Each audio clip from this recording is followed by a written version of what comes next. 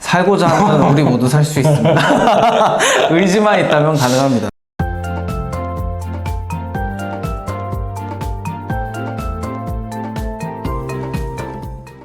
안녕하세요, 백다마TV입니다. 사실 보험이라는 게 굉장히 어렵지 않습니까? 용어도 굉장히 어렵고 또 쉽게 접하는 금융도 아니고 또 사실 이미지도 별로 안 좋고, 그래서 코너를 하나 준비해 봤습니다. 이름도 좀 쌈박해요.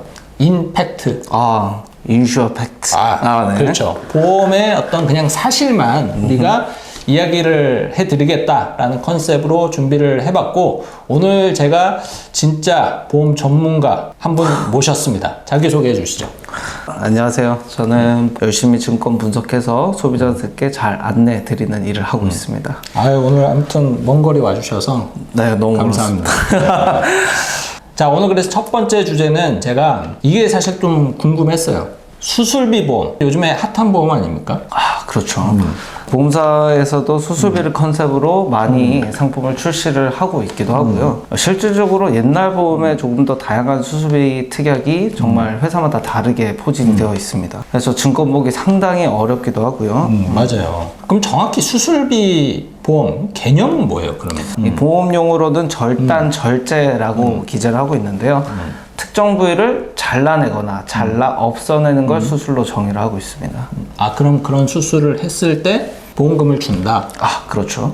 사실 보험하면 실손보험 뭐 너무나 대중적이고, 그리고 뭐 암보험 이런 것들도 대중적인데, 사실 수술비 보험 하면은 이렇게 뭐 익숙하지는 않거든요. 근데 요즘에 핫하다라고 했으니까, 그러면 이 수술비 보험은 어떤 특징을 갖고 있길래 이렇게 핫한 거죠? 일단 소위 저희가 보험을 준비를 할 때 가장 대중적인 건 역시나 암 진단비, 뇌졸중과 같은 진단비 위주의 담보들이 많습니다. 근데 사실 진단비라는 건 대부분 보험사가 1회 한, 사실 대부분이란 말도 좀 과장돼서 포장을 한 건데, 거의 모든 약관은 1회 한으로 보장을 하고 있습니다. 그렇죠. 한 번밖에 안 나오죠. 그렇죠.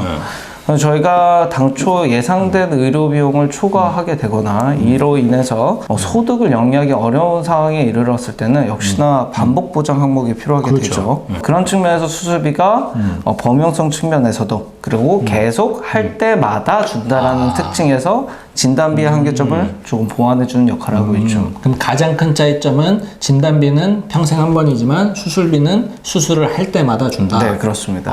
그럼 또 다른 특징은 없나요?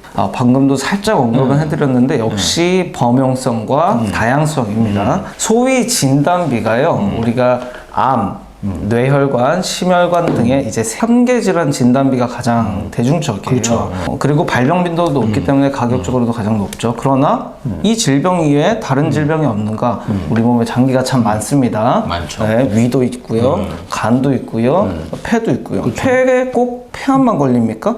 그쵸. 폐렴이 걸릴 수도 있는 부분이죠.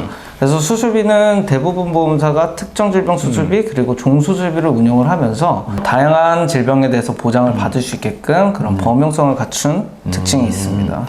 그러니까 뭐 진단비는 크게 보면 세 가지지만, 수술비는 뭐 머리를 수술하든 팔을 수술하든 이게 조금 더 다양하다라는 거네요. 그렇죠. 그럼 수술비 보험이 더 나은 거 아닙니까? 진단비 보험보다? 그렇다고 볼 수도 있어요. 그래서 만약에 진단비가 아무래도 가격이 좀 비싸다 보니까 가격 지수가 높죠. 그래서 수술비 보험을 대체로 마련을 하시는 분들이 많으십니다. 생각보다 또 이런 가격적인 부분을 고려를 많이 하시는 건데요. 근데 이 수술이라는 게 무슨 행위와 관련이 된 처치입니다. 그렇기 때문에 수술을 안 하는 치료는 저희는 보상을 받을 수가 없죠. 수술을 꼭 해야 된다. 그렇죠. 그러네요. 수술을 생각보다, 근데 하고 싶을까요? 그렇죠. 웬만하면 하고 싶지 그렇죠. 않지. 피할 수 있으면 피할 겁니다. 제가 환자라도. 그렇죠. 약물 치료가 가능하다는데 굳이 수술이라는 행위를 할까요? 저라면 안 할 것 같습니다. 그런 맹점도 있을 수는 있겠네요. 충분히 그렇죠. 그럼 일단 저희한테 이게 사례를 보내주신 분이 있어요. 사실 보험이라는 게 내가 갖고 있는 보험에서 어떨 때 이거를 얼마만큼 보장받는지 모르는 가입자가 사실 훨씬 더 많지 않습니까? 그래서 이걸 딱 저희한테 좀 해석을 해달라, 팩트 체크를 해달라고 해서 이제 보내주셨는데 제가 좀 물어볼게요. 이게 저도 봐도 좀 이제 어려운데 암 수술비 500만 원 적혀져 있고, 네. 그리고 수술비 특약 가입 금액 1,000만 원 이렇게 적혀져 있거든요. 그러면 제가 궁금한 게 수술비 1,000만 원이면 사실 엄청 높은 거잖아요. 개꿀이죠. 그럼 용종 제거 수술하면 1,000만 원 개꿀이죠. 줍니까? 그 정확히는 그렇지는 않습니다. 일단 약관에 기재된 내용을 저희가 볼 필요는 있는데요. 여기에 기재된 수술 특약은요, 가입 금액입니다. 이게 보험사마다 표기법이 달라서 저희도 이게 정확한 기준입니다 말씀드리긴 곤란하지만요. 여기서의 1,000만 원을 기준으로요. 1종 수술에 해당하면 20만 원, 2종은 50만 원, 3종은 100만 원으로 책정이 되어 있고요. 실질적으로 대장 용종과 관련된 시술은 내시경을 수반한 수술의 경우에 지급을 하게끔 기재가 되어 있어요. 그러면 20만 원이 나가는 거죠. 아니 1,000만 원 적어놓고 20만 원 준다고? 그럼 왜 1,000만 원이라고 적어놓은 거예요? 간지나니까? 20만 원 이렇게 적혀 있으면요, 가입하기 싫잖아요. 그러니까 1,000만 약간은- 원이라고 하면. 네. 근데 어떻게 해석을 하면 1,000만 원은 총량을 의미하는 걸 수도 있겠네요. 그렇죠. 근데 1,000만 원어치 수술비 받으면 살아있을 수 있습니까? 살고자 하면 우리 모두 살 수 있습니다. 의지만 있다면 가능합니다. 그렇죠. 의지가 중요하죠. 아, 그러네. 이게 그냥 그러면은 가입 금액이라는 것은 보험사에서 어떻게 보면 그냥 자기네들 기준인 거고. 그렇죠. 또 그런 것도 있네요. 생각을 해보니까. 옛날에 보험 보면은 한좌. 아, 그렇죠. 구좌. 구좌. 네.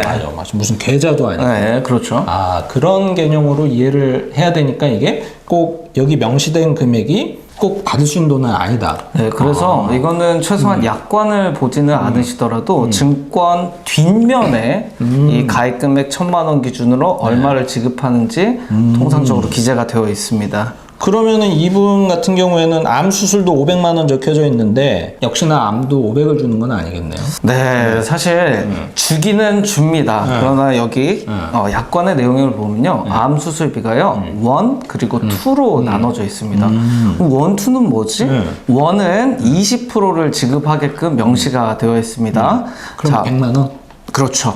자, 그리고 그 뒤에 단서 조항이 있어요. 수술, 회당. 할 때마다. 그렇죠. 그리고 암수술비 2에는요, 80%의 금액이 적혀 있습니다. 금액으로 환산하면 400. 네, 400만 원이죠. 자, 그리고 여기 뒤에 단서 조항이 조금 당황스러울 수 있는데 최초 1회 한해 하나여입니다. 우리가 여기 기재된 금액은요, 한 번, 첫 번째만 받을 수 있는 금액인 거죠. 수술비라 그래서 모든 수술비가 꼭 다 반복되는 거는 아니네요. 그렇죠. 반복되는 형태가 다 다를 수 있습니다. 진짜 이게 보험이라는 게 뒤에 글자를 잘 읽어야 되는 것 같아요. 그렇죠. 문구 하나에마다 정말 받을 수 있는 금액이 천차만별로 달라질 수 있죠. 어려워. 그럼 이분은 그럼 백내장 수술을 할 경우에는 보상을 받을 수가 있나요? 네, 일단 이분은 받을 수 있습니다. 그리고 가입 시점으로 밀어보면요, 이 시점에 배치된 보험들은 대부분 백내장을 조금 고평가해놨습니다. 지금은 굉장히 흔하게 맞아. 걸리시는 질병 중에 하나고, 그리고 치료도 다양한 방법이 있습니다만, 여기서는 이제 2종으로 평가를 하고 있습니다. 2007년도, 9년도, 10년도, 2000년도 후반으로 넘어가면서요, 백내장은 1종으로 하향 조정이 됩니다. 그만큼 지급 빈도가 아마 높았던 것 같아요. 그 종이 이렇게 숫자가 낮을수록 보상 금액이 낮아지는. 그쵸. 쉬운 수술이라고 볼 수 있는 것들이 있죠. 그럼 이분은 얼마 받아요? 아, 이분 같은 경우에도 그래도 금액이 50만 원 정도 규모를 갖고 계십니다. 지금 보험들은 아마 20만 원이 한계일 겁니다. 그럼 눈이 두 개잖아요. 네. 그러면은 각각 나와요? 당연히 수술 회당으로 지급이 되죠. 용종도 두 개가 있다면 일주일에 나눠서 좋아요. 그러면 이렇게 수술비 보험을 이분 사례까지 알아봤는데 이렇게만 들으면은 괜찮은 보험 같기는 한데 그렇죠. 사실 모든 금융상품도 마찬가지고 보험도 소비자가 좀 주의를 해야 될 게 있을 거 아닙니까? 네. 수술비 보험도 그런 게 있을 것 같은데 제가 좀 궁금한 거는 뭐냐면은 회당 준다라고 했잖아요. 네. 무조건? 무조건? 응. 그렇지는 않죠. 사실 특정 회사를 언급하기는 어렵습니다만 보험사마다 용어적으로 구분을 해놓는 경우도 있고요. 아니면 약관을 구태여 들여다봐야 알 수 있는 부분도 있습니다. 자, 크게 구분은 이렇게 됩니다. 동일 질병당이라는 용어가 들어갔느냐 여부를 보시면 됩니다. 아까 제가 팁을 말씀드렸잖아요. 대장 용종 이틀에 나눠서 제거하세요. 2번 받습니다. 하지만 동일 질병당 1회는요. 그 질병에 대해서 365일 중에 한 번만 보장을 하게끔 되어 있습니다. 아까 말씀드렸죠. 반복은 반복인데 아주 교묘한 반복이어야 됩니다. 그렇기 때문에 이 경우에는요.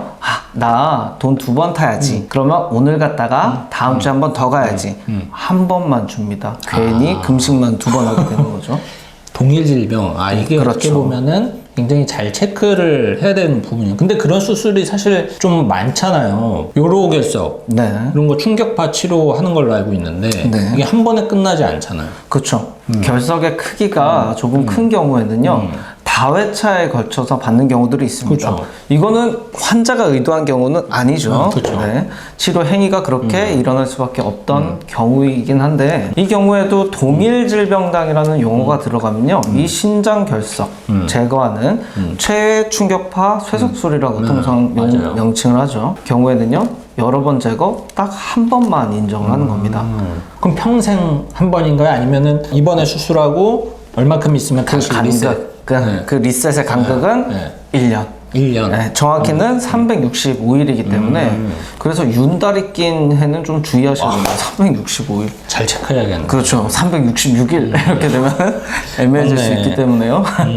그러면은 결론은 그거네. 가급적이면 동일 질병당이 아니고 그냥 해당 주는 수술비 보험이 조금 더 소비자 입장에서는 나을 수 있다라는 거네요. 그렇죠. 자기 약관이 그래서 수술을 해당으로 보장을 하고 있는 건이 있다라고 하면은 지금 시점에서는 좀 더 중요해졌습니다. 가급적이면 잘 유지를 하시는 편이 좋습니다. 그러면 또 다른 주의할 점이 있나요? 뭐 사실 병원에 가면 가장 걱정이 되는 게 비급여 항목. 약간 그렇죠. 건강보험에서 안 해주는 게 비싸서 문제인데 그래서 보험 가입을 하는 거잖아요. 그럼 수술비 보험은 뭐 이 수술이 급여 항목이든 비급여든 그냥 다 주는 거예요.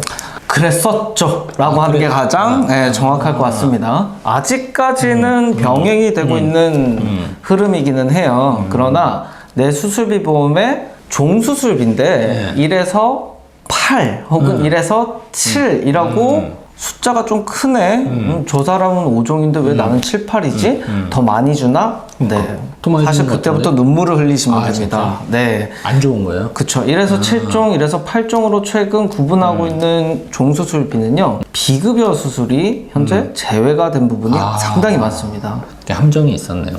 그쵸. 숫자만 크면 무조건 좋은 게 아닌 경우도 있는 거죠. 그러니까 보험이 이게 참 어려워요. 숫자 크면 무조건 사실 일반적으로 좋아야 되는데 그렇죠.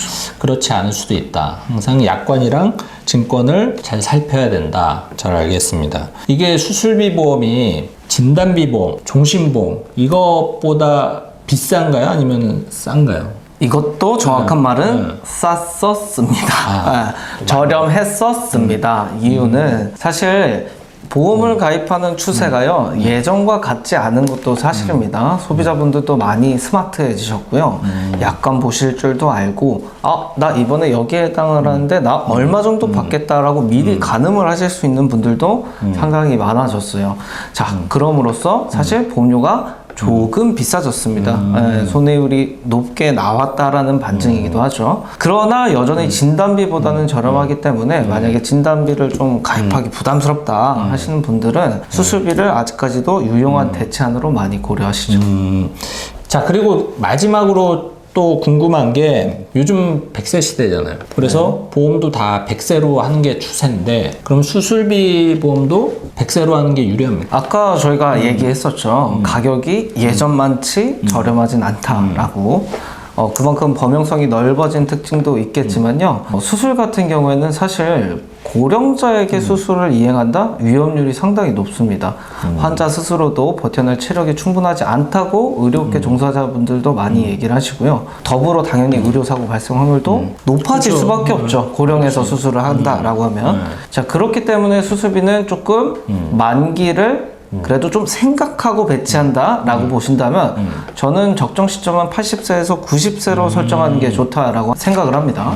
아, 굳이 100세로 하면은 또 비싸지니까. 그렇죠. 가격적인 부분만 올라간다라고 생각이 돼요. 실제 90세, 100세 가서 수술 치료를 할까요? 대부분 아마 쉽지 않죠. 가능하다면 요양 치료를 하실 겁니다. 맞아. 오히려 더 위험해질 수 있으니까. 그렇죠. 아, 잘 알겠습니다. 자, 오늘은 이렇게 수술비 보험에 대해서 좀 알아봤는데, 사실 이거 외에도 더 많은 이야기가 있겠지만 보험이 어렵잖아요. 어렵죠. 저도 어렵습니다. 네, 그래서 오늘은 간략하게만 좀 이야기를 해봤습니다. 그래서 다음 임팩트 시간에서도 좋은 내용 갖고 찾아뵙도록 하겠습니다. 감사합니다.